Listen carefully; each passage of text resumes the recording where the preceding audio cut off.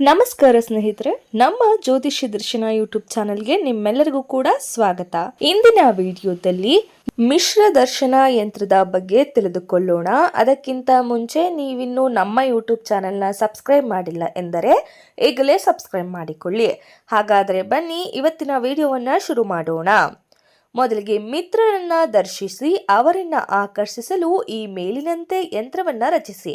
ಅಂದ್ರೆ ಸ್ಕ್ರೀನ್ ಮೇಲೆ ಕೊಟ್ಟಿರ್ತಕ್ಕಂಥ ಚಿತ್ರವನ್ನ ಬಿಡಿಸಿ. ತಮ್ಮ ರಕ್ತದ ಲೇಪನವನ್ನ ಕೊಡಬೇಕು.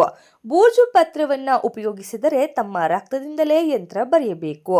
ನಂತರ ದೇವದತ್ತ ಎಂಬಲ್ಲಿ ಸಾಧ್ಯ ವ್ಯಕ್ತಿಯ ಹೆಸರನ್ನ ಬರೆದು ಧೂಪ ಗಂಧಾಕ್ಷತೆಗಳಿಂದ ಪೂಜಿಸಿ ಜೀವಕಳೆ ಕೊಟ್ಟು ನಂತರ ಹಸುವಿಗೆ ಬೆಣ್ಣೆ ಕಾಸಿದ ತುಪ್ಪದಲ್ಲಿರಿಸಬೇಕು. ನಂತರ 7 ದಿನಗಳ ಗಡುವಿನಲ್ಲಿ ಸಾಧ್ಯ ವ್ಯಕ್ತಿ ಆಕರ್ಷಿಸಲಾಗಿರಬೇಕು. ಈ ಯಂತ್ರವನ್ನ ಗುಪ್ತವಾದ ಸ್ಥಳದಲ್ಲಿ ಸ್ಥಾಪಿಸಿ ಪ್ರತಿದಿನ ಧೂಪದಿಂದ ಪೂಜಿಸಬೇಕು. ಹೀಗೆ ಮಾಡಿದ್ದಲ್ಲಿ ಈ ಯಂತ್ರ ನೀವು ಕಲಿತ ಹಾಗೆ ಹಾಗೂ ಈ ಯಂತ್ರದ ವಿಧಾನ ಇಲ್ಲಿಗೆ ಮುಕ್ತಾಯವಾಗುತ್ತದೆ.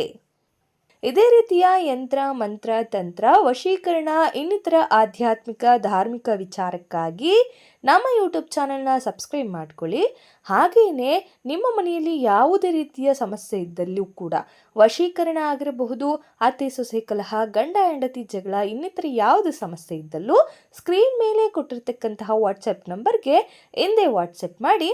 ಇದರಿಂದ ನಿಮ್ಮ ಒಂದು ಸಮಸ್ಯೆಗಳು ಬಹುಬೇಗನೆ ದೂರವಾಗುತ್ತದೆ. ನಾವು ನಿಮಗೆ ತಕ್ಕ ಪರಿಹಾರ ಕೊಡುತ್ತೇವೆ. ಮತ್ತೆ ಮುಂದಿನ ವಿಡಿಯೋದಲ್ಲಿ